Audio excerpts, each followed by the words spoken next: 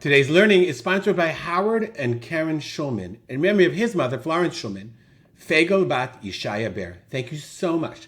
To sponsor a day of learning, click on the QR code. Scan the QR code.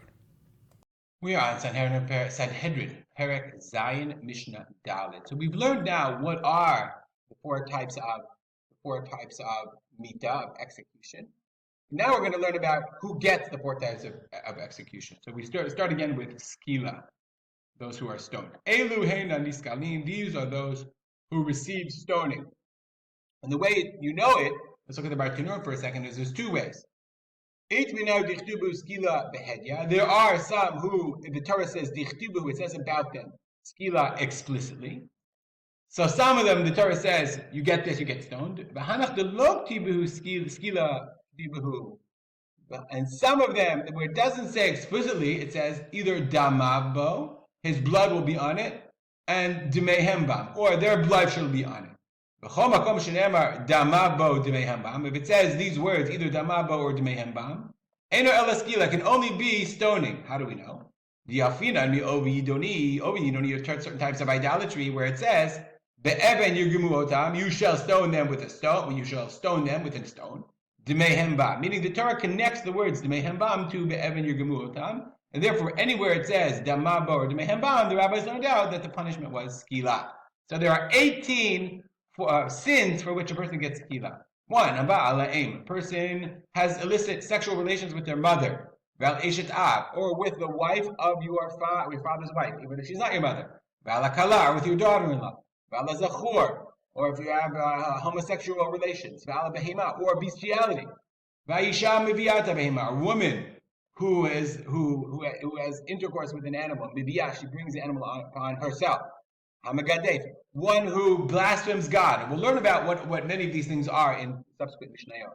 What is a person who engages in idol worship? We'll learn what that is. A person who gives over his children to Molech. Molech it's unclear whether it's idolatry or witchcraft or sorcery, but we'll see what it is. Coming Mishnah. Ubal ov v'yidoni, more forms of sorcery. Ov and yidoni. We'll learn in Mishnah Zayin. V'amachalel et Shabbat, a person who violates Shabbat. V'amakalel aviv v'imo, person who curses his mother or father. V'abal na'araham orasa, a person who has sexual relations with a betrothed woman after erusin, she's really married. Hamesit, someone who is mesit, someone who encourages others to sin. V'amediach, someone who is mediach from ir hanidachat, someone who entices an entire city to sin. V'amachashev, someone who engages in sorcery. Uben sorer umoreh, and the wayward son. We'll learn many of these things in greater detail right now. Habal la'im, person who sleeps with his mother, chayav aleha. Okay, he's chayav not only for that sin, mishum em, so he's chayav because of the sin of sleeping with his mother. Umishum eshet av, and also for the sin of sleeping with his father's wife. Now, I don't know why, but maybe is it possible that if his father's wife was never his mother is not his father's wife? But I assume you could be chayiv generally for both. Now, why is this relevant? One, if you get skila for one, you get skila for both. So the answer is that this is talking about if you did a b'shogeg. You didn't know she was your mother and your father's wife. You met this woman and she didn't know. Nobody knew, and then you found out afterwards that's your mother. Oh my God. Okay, that sounds like a television show. Rabbi Yudah says, "Eno chayav ele mishum ha'em bilvad." No, you're not chayav on both. You're only chayav on one, and they argue about the understanding of the psukim.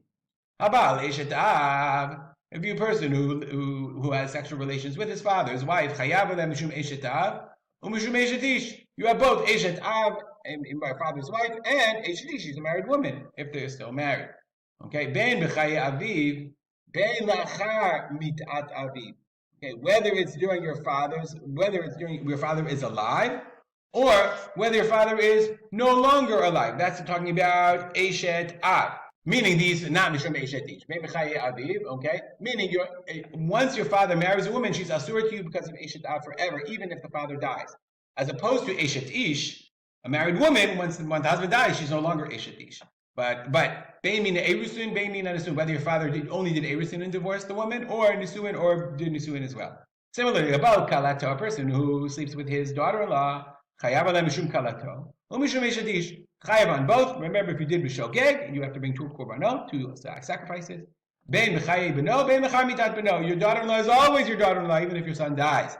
Bein mina erusin, bein mina nisuin. Whether it was erusin only or nisuin or also nisuin. Haba al zazachor bala behima.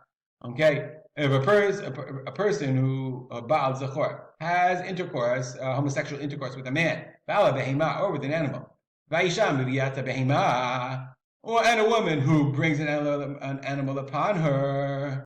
So now the Gemara asks the question: what about, we know about the people? Now the Mishnah asks, I'm sorry, we know about the people, but Ima Dam Chata Behema Machatat. What did the animal do? Why? So the animal is also stoned. You stone the animal because it brought, a person came to stumble, came to the takale, this terrible sin, through this animal. So therefore the animal is part of the sin. Therefore the Torah says you have to stone the animal as well. Or so if you don't punish the animal, you're right, the animal didn't do anything, the people did. But if the animal is passing by in the market, and they'll say, that's the animal that caused Ploni to be this person to be killed. Yeah, that's the animal. They do all of a sudden, and we are concerned, even though the person is executed for a sin, according to the Mishnah, according to the Torah, nonetheless, we still have kavod, we still have respect for the person themselves. And I'm going to repeat that in the Torah's value system, we're worried about a person's eternal soul, and we believe that the punishment, the capital punishment that the Torah metes out, brings an atonement, brings a level of atonement for the person. So even though they're punished in this world, they have kapara atonement in Olam Haba. We'll stop here. Dedicate our learning. We learn me and my father. Rav Simcha ben Yitzchak Kalman. Have a good day.